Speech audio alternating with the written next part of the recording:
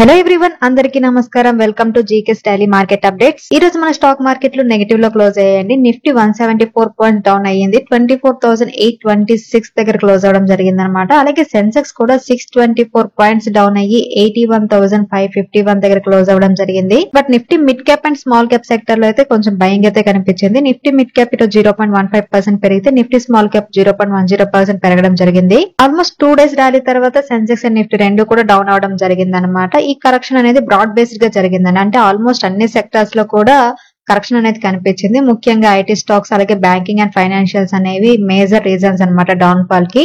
ఈ రోజు market down అవడానికి మెయిన్ రీజన్స్ కనుక చూస్తే ఫారిన్ ఇన్స్టిట్యూషనల్ ఇన్వెస్టర్స్ సైడ్ నుంచి ఇన్ఫ్లో అనేది తగ్గిందండి. లాస్ట్ 2 డేస్ నుంచి కూడా బయింగ్ అనేది స్లో డౌన్ అయ్యింది అనమాట. అలాగే డొమెస్టిక్ ట్రిగ్గర్స్ అనేవి ఏవి లేకపోవడం అండి. ఈ వారం మార్కెట్ లో కొత్తగా ఎలాంటి మేజర్ న్యూస్ లేకపోవడం వల్ల ఏంటంటే ట్రేడర్స్ సైడ్ కాషియస్ మూడ్ అనేది కనిపించింది అనమాట.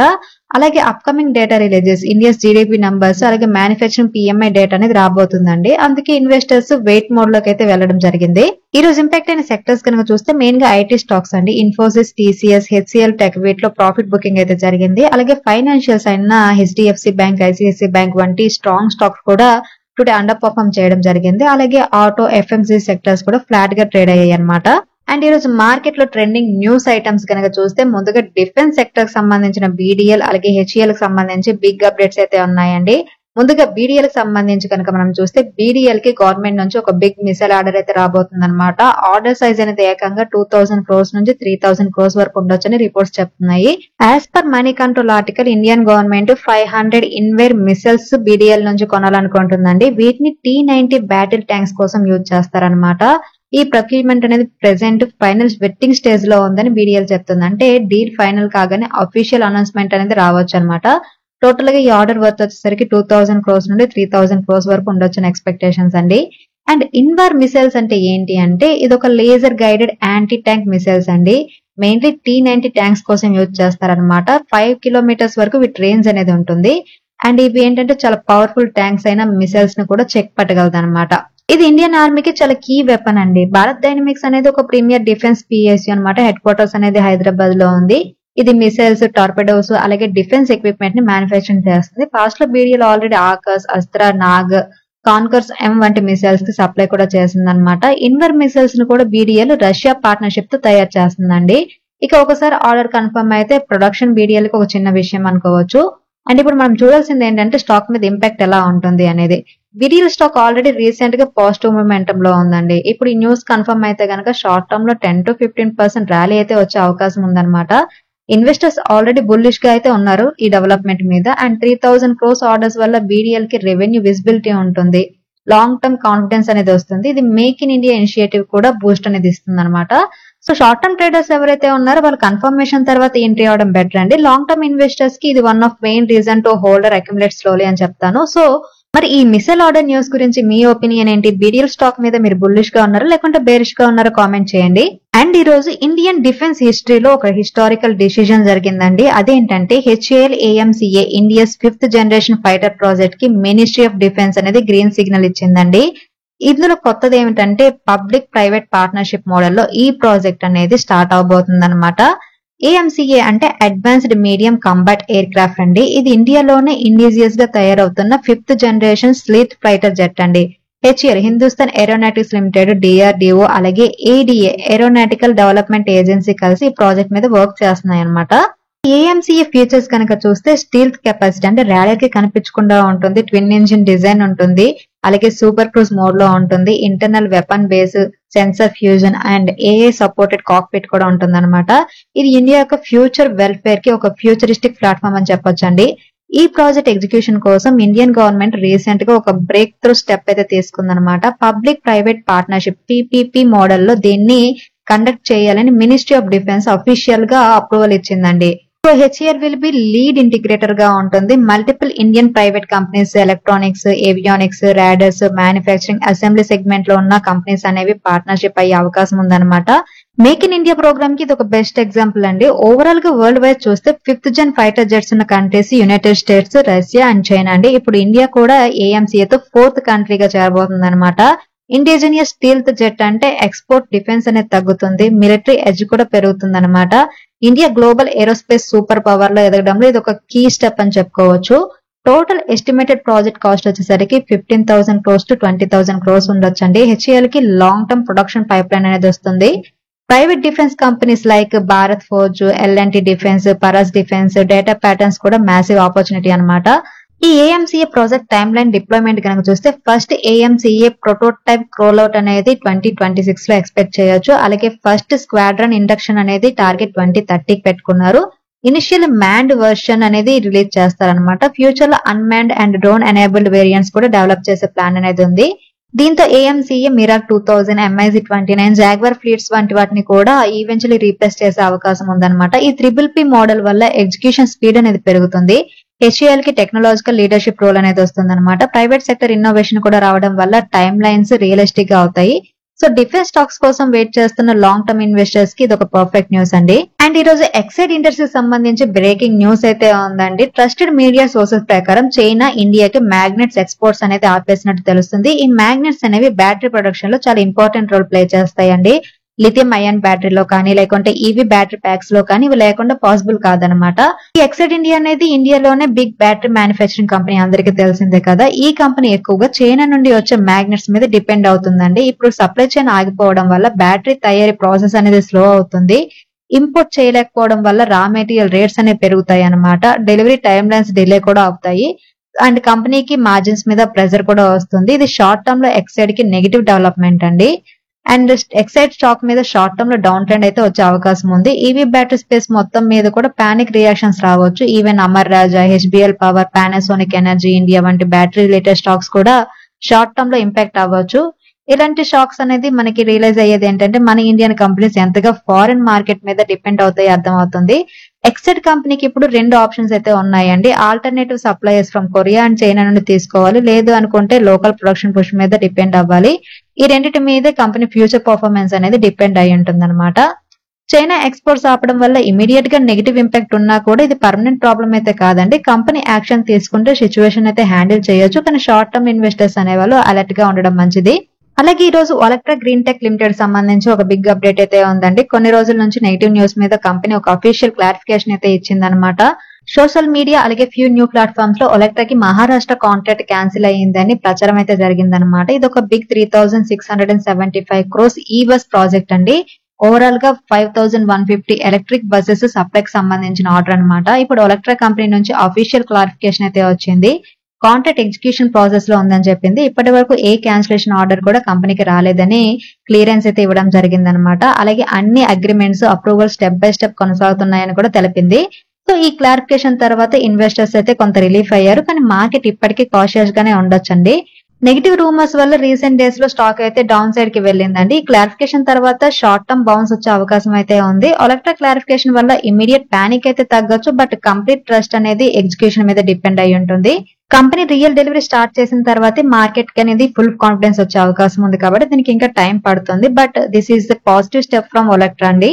అండ్ ఈ రోజు బోందాడ ఇంజనీరింగ్ లిమిటెడ్ సంబంధించి ఒక అప్డేట్ అయితే ఉందండి. లాస్ట్ వీక్ ఈ కంపెనీకి ఆంధ్ర గవర్నమెంట్ నుంచి కూడా ఒక ఆర్డర్ అయితే వచ్చింది. రీసెంట్ గా ఈ రోజు కూడా ఈ కంపెనీకి 2,004 crores వర్త్ అయిన న్యూ ఆర్డర్ అయితే వచ్చింది అనమాట.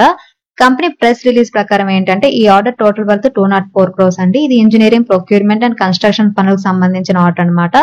అండ్ ఈ ఆర్డర్ అనేది గవర్నమెంట్ బ్యాక్డ్ క్లయింట్ నుండి వచ్చిందని తెలుస్తుంది. ఇది బోందాడ ఇంజనీరింగ్ కి చాలా బిగ్ ఆపర్చునిటీ అండి. కంపెనీ ఆర్డర్ బుక్ అనేది ఇప్పుడు చాలా స్ట్రాంగ్ అవుతుంది. ఎగ్జిక్యూషన్ అనేది నెక్స్ట్ 12 to 18 months లో కంప్లీట్ అవ్వచ్చు. ఇన్ఫ్రా సెగ్మెంట్ లో కన్సిస్టెంట్ పర్ఫార్మెన్స్ ఇవ్వడమే కాకుండా ఈ ఆర్డర్ వల్ల ఫ్యూచర్ కాంట్రాక్ట్స్ కి వచ్చేందుకు కూడా చాలా ఛాన్స్ ఉంటుందండి. షార్ట్ టర్మ్ లో బోందాడ స్టాక్ కి పాజిటివ్ మూమెంట్ ఉండొచ్చు. లాంగ్ టర్మ్ ఇన్వెస్టర్స్ కి ఇది ఒక స్ట్రాంగ్ సిగ్నల్ అండి. ఒక మిడ్ క్యాప్ ఇన్ఫ్రా కంపెనీకి 200 crores ప్లస్ వర్త్ ప్రాజెక్ట్ అంటే దట్స్ ఎ బిగ్ డీల్ అని చెప్పొచ్చు.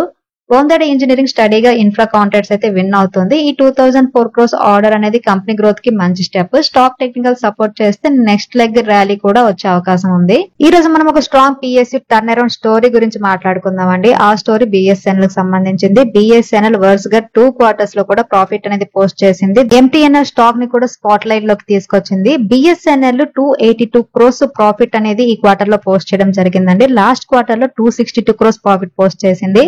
అంటే కంటిన్యూస్ 2 ప్రాఫిటబుల్ క్వార్టర్స్ అన్నమాట. ఇది ఒక clear signal BSNL operation side నుంచి ఇంప్రూవ్మెంట్ అయితే చూపిస్తుంది. అండ్ బిఎస్ఎన్ఎల్ ప్రాఫిట్ లో తేవడానికి గవర్నమెంట్ అండ్ కంపెనీ చేసింది ఏంటంటే ఆపరేషనల్ కాస్ట్ ని తగ్గించింది, అసెట్ మానిటైజేషన్ అనేది స్టార్ట్ చేసింది, 4G రోల్ అవుట్ తో కస్టమర్ బేస్ ని పెంచింది అనమాట. ఈ మూడు కలిపి ప్రాఫిటబిలిటీ ఇంప్రూవ్ అవడానికి సపోర్ట్ చేశాయండి. అండ్ ఎంటీఎన్ఎల్ స్టాక్ గురించి మనం ఎందుకు ఫోకస్ చేయాలంటే బిఎస్ఎన్ఎల్ ఎగ్జాంపుల్ గా చూస్తే ఇన్వెస్టర్స్ ఎంటీఎన్ఎల్ మీద కూడా ఆశలు పెట్టుకుంటున్నారు అనమాట. ఎంటీఎన్ఎల్ కూడా పిఎస్యు స్టాక్ అండి. అలాగే సిమిలర్ పాలసీస్ అనేది అప్లై చేసింది. MTNL stock recent trading sessions లో వాల్యూమ్ జంప్ కూడా చూపించింది. ట్రేడర్స్ స్పెక్యులేటివ్ గా ఎంట్రీ అయితే తీసుకుంటున్నారు. ఒకవైపు BSNL turn around positive news అయినా కూడా ఎంటీఎన్ఎల్ కి కొన్ని సీరియస్ రిస్క్లు అయితే ఉన్నాయండి. మెయిన్ గా డెట్ లెవెల్స్ అనేవి చాలా ఎక్కువగా ఉన్నాయి. ఎంప్లాయ్ కాస్ట్ అనేది చాలా బర్డెన్ అవుతుంది. 4G 5G ఎగ్జిక్యూషన్ అనేది ఇంకా పూర్తిగా స్టార్ట్ కూడా కాలేదు. అండ్ ప్రాఫిటబిలిటీ రావాలంటే గవర్నమెంట్ ఫుల్ స్కేల్ సపోర్ట్ అయితే చాలా అవసరం అనమాట.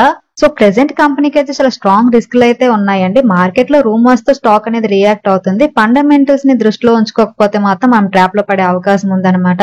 బిఎస్ఎన్ఎల్ కన్సిస్టెంట్ ప్రాఫిట్స్ అనేది మంచి సెంటిమెంట్ అండి. బట్ ఎంటీఎన్ఎల్ టర్న్ అరౌండ్ రావడం కష్టమే, కానీ పాసిబిలిటీస్ అయితే ఉన్నాయన్నమాట. షార్ట్ టర్మ్ ట్రేడర్స్ కి మొమెంటం ప్లే అవుతుందేమో చూడాలి. బట్ లాంగ్ టర్మ్ ఇన్వెస్టర్స్ మాత్రం పూర్తిగా రిస్క్ ఫండమెంటల్స్ అనేవి. అండ్ ఈ రోజు ఫెర్టిలైజర్ సెక్టర్ సంబంధించి ఒక పాజిటివ్ బజ్ అయితే ఉందండి. సిఎన్బిసి ఆవాస్ ప్రకారం గవర్నమెంట్ ఫెర్టిలైజర్ సబ్సిడీస్ పెంచే అవకాశం ఉందన్నమాట. దీంతో national fertilisers limited NFL, Rashtriya chemical and fertilisers limited RCF రెండు కూడా గవర్నమెంట్ ఓన్డ్ ఫెర్టిలైజర్స్ కంపెనీస్ అండి. వీటి కోర్ బిజినెసెస్ కనుక చూస్తే యూరియా, కాంప్లెక్స్ ఫెర్టిలైజర్స్ ప్రొడక్షన్స్ అలాగే డిస్ట్రిబ్యూషన్ అనమాట. ఈ రెండు స్టాక్స్ ఇప్పుడు మార్కెట్ లో యాక్టివ్ లో ఫోకస్ లో ఉన్నాయండి. సిఎన్బిసి ఆవాస్ రిపోర్ట్ ప్రకారం ఏంటంటే గవర్నమెంట్ ఫెర్టిలైజర్ సబ్సిడీ బడ్జెట్ పెంచే అవకాశం ఉందన్నమాట. ఇది ఇన్వెస్టర్స్ లో పాజిటివ్ సెంటిమెంట్ అయితే క్రియేట్ చేసింది. ఖరీఫ్ సీజన్ ముందు సబ్సిడీ పెరిగితే ఫెర్టిలైజర్ డిమాండ్ కి చెక్ పడదండి. పిఎస్యు కంపెనీస్ కి క్యాష్ ఫ్లో అనేది ఇంప్రూవ్మెంట్ అవుతుంది. అండ్ మిగిలిన డ్యూస్ కూడా రిలీజ్ అయ్యే అవకాశం ఉందన్నమాట.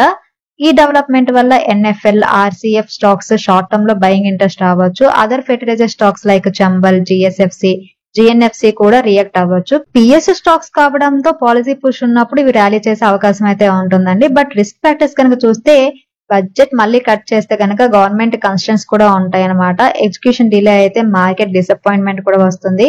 So investors confirm official announcement వరకు కూడా కాషియస్ గా ఉండడం బెటర్. గవర్నమెంట్ సబ్సిడీ పెరగడం అంటే ఫెర్టిలైజర్స్ కంపెనీస్ కి ఒక బిగ్ పాజిటివ్ థింగ్ అండి. NFL, RCF and PSU companies కి ఈ న్యూస్ అనేది షార్ట్ టర్మ్ లో ట్రిగ్గర్ అవుతుంది. కానీ ఫండమెంటల్స్ అనేవి చెక్ చేసుకున్న తర్వాత ఎంటర్ అవడం బెటర్.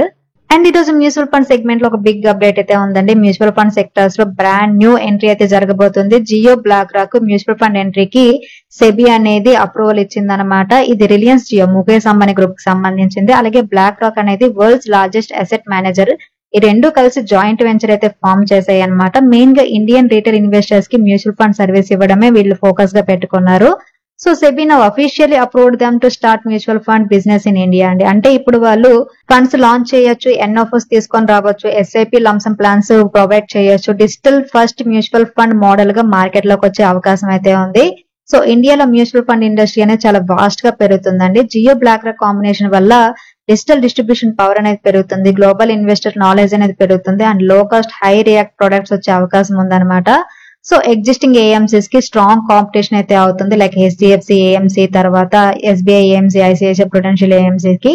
ఇది మ్యూచువల్ ఫండ్ ఇండస్ట్రీకి ఒక మ్యాసివ్ షేకప్ అయ్యే ఛాన్స్ అయితే ఉందండి. Jio reach and BlackRock trust రెండు కలిసినప్పుడు ఏంటంటే new age investors, first time SIP users ఎక్కువగా వస్తారు. అందుకే ఏఎంసీస్ ఇప్పుడు టెక్ అండ్ ప్రైజింగ్ రెండు కూడా ఇంప్రూవ్ చేయాల్సిన అవసరం అయితే ఉంది. సో ఓవరాల్ గా జియో బ్లాక్ రాక్ కి సెబీ గ్రీన్ సిగ్నల్ ఇచ్చేసింది. సూన్ వీళ్ళు మ్యూచువల్ ఫండ్స్ అయితే స్టార్ట్ చేయబోతున్నారు. ఇండియన్ రీటైల్ ఇన్వెస్టర్స్ కి ఇది ఒక కొత్త చాప్టర్ అని చెప్పొచ్చు. అండ్ ఈ రోజు హెచ్డిఎఫ్సి బ్యాంక్ సంబంధించి ఒక బిగ్ అప్డేట్ అయితే ఉందండి. హెచ్డిఎఫ్సి బ్యాంక్ యొక్క అఫిలియేటెడ్ కంపెనీ అయిన హెచ్డిబి ఫైనాన్షియల్ సర్వీసెస్ ఐపీఓ కి సెబీ నుంచి క్లోజ్ టు క్లియరెన్స్ అయితే వచ్చిందనమాట. ఈ హెచ్డిబి ఫైనాన్షియల్ సర్వీస్ అనేది హెచ్డిఎఫ్సి బ్యాంక్ సంబంధించిన నాన్ బ్యాంకింగ్ ఫైనాన్స్ కంపెనీ అండి. అంటే ఎన్బిఎఫ్సి కంపెనీ అనమాట. ఇది mainly personal loans, gold loans, business loans, vehicle finance వంటి సెక్టర్స్ లో సర్వీసెస్ అనేది ప్రొవైడ్ చేస్తుంది. ఇండియాలో ఎన్బిఎఫ్సి స్పేస్ లో ఇది ఒక ఎస్టాబ్లిష్డ్ ప్లేయర్ గా ఉందండి. As per Bloomberg HDB financial SEBI దగ్గర ఐపీఓకి సంబంధించి ఫైనల్ స్టేజ్ అప్రూవల్ లో ఉందండి. అంటే మరికొన్ని రోజుల్లోనే అఫీషియల్ ఐపీఓ అనౌన్స్మెంట్ వచ్చే అవకాశం అయితే ఉందన్నమాట. IPO size, price band and date ఇవన్నీ కూడా సెబీ అప్రూవల్ తర్వాత అఫీషియల్ గా రిలీజ్ అవుతాయి. సో హెచ్డిఎఫ్సి బ్యాంక్ ఇది పాజిటివ్ డెవలప్మెంట్ అండి. హెచ్డిబి ఐపీఓ వల్ల వాల్యూ అన్లాకింగ్ అనేది అవుతుంది. పేరెంట్ కంపెనీకి క్యాష్ ఇన్ఫ్లో అనేది వస్తుంది అనమాట. మార్కెట్ లో హెచ్డిబి వాల్యుయేషన్ సెపరేట్ గా బిల్డ్ అవుతుంది. So HDFC bank long term investors కోసం అయితే ఇది ఒక స్ట్రాంగ్ ట్రిగ్గర్ అవుతుందండి. బట్ ఇందులో రిస్క్లు కూడా ఉన్నాయి. ఎన్బిఎఫ్సి సెక్టర్ అనేది వాలిటాలిటీ ఎక్కువగా ఉంటుంది. మార్కెట్ మూడు రేట్ సెన్సిటివిటీ కూడా ఉంటుంది అనమాట. ఇవన్నీ ఐపీఓ సక్సెస్ కి కీ ఫ్యాక్టర్స్ గా వర్క్ అవుతాయండి. ఐపీఓ తర్వాత లిస్టింగ్ ప్రైస్ మీద కూడా ప్రెజర్ ఉండే అవకాశం ఉంది. కాబట్టి వాల్యుయేషన్స్, డిమాండ్, మార్కెట్ టైమింగ్ ఈ మూడింటిని కూడా మనం గమనించాల్సి ఉంటుంది. సో హెచ్డిఎఫ్సి బ్యాంక్ ఒక టాప్ లెవెల్ బ్రాండ్ అండి. దీని సబ్సిడరీ అయిన హెచ్డిబి లిస్టింగ్ కి వస్తే ఇది రిటైల్ అలాగే హెచ్ఎన్ఐ ఇన్వెస్టర్స్ కి మంచి ఆపర్చునిటీగా అయితే మారే అవకాశం ఉంది. కానీ ఇదంతా కూడా ప్రైసింగ్ అలాగే మార్కెట్ సిచ్యువేషన్ మీద డిపెండ్ అయి ఉందండి. సో ఇవి ఈ రోజు మార్కెట్ లో కొన్ని కీ అప్డేట్స్ అండి. ఈ రోజు నిఫ్టీ 50 స్పాట్ క్లోజ్ అయిన లెవెల్స్ ప్రకారం రేపటికి అంటే 28 మే 2025 కి నిఫ్టీ లెవెల్స్ గనక చూస్తే నిన్న నిఫ్టీ అనేది 25,000 మార్క్ ని క్రాస్ అయ్యిందండి. బట్ ఈ రోజు ఆ మార్క్ ని క్రాస్ అయ్యి సస్టైన్ అవ్వలేకపోయింది అనమాట. ఈ రోజు నిఫ్టీ వచ్చేసరికి 174 పాయింట్స్ డౌన్ అవడం జరిగింది. అండ్ మనం సపోర్ట్ లెవెల్స్ కనుక చూస్తే మెయిన్ గా 24,666, 24,506 అండ్ 24,148 దగ్గర నిఫ్టీకి సపోర్ట్ లెవెల్స్ అయితే ఉన్నాయి. అండ్ రెసిస్టెన్స్ లెవెల్ కనుక చూస్తే 25,024, 25,222, 25,580 దగ్గర రెసిస్టెన్స్ లెవెల్స్ ఉన్నాయండి. అండ్ నిన్న మనం కనుక చూస్తే డైలీ, వీక్లీ, మంత్లీ ట్రెండ్స్ అన్ని కూడా పాజిటివ్ గా ఉన్నాయి. బట్ ఈ రోజు డైలీ ట్రెండ్ అనేది నెగిటివ్ లోకి వెళ్ళిపోయింది. వీక్లీ ట్రెండ్ కూడా నెగిటివ్ ని ఇండికేట్ చేస్తుంది. మంత్లీ ట్రెండ్ మాత్రమే పాజిటివ్ గా ఉందండి. Based on this daily, weekly trend కనుక చూస్తే నిఫ్టీ అనేది 24,840 అబోవ్ ఓపెన్ అయ్యి ట్రేడ్ అయితే మాత్రమే లాంగ్స్ కి వెళ్ళొచ్చు. టార్గెట్ 25,120. అలా కాకుండా నిఫ్టీ కనుక 24,780 బిలో ట్రేడ్ అయితే మాత్రం షార్ట్స్ కి వెళ్ళొచ్చండి. టార్గెట్ 24,520.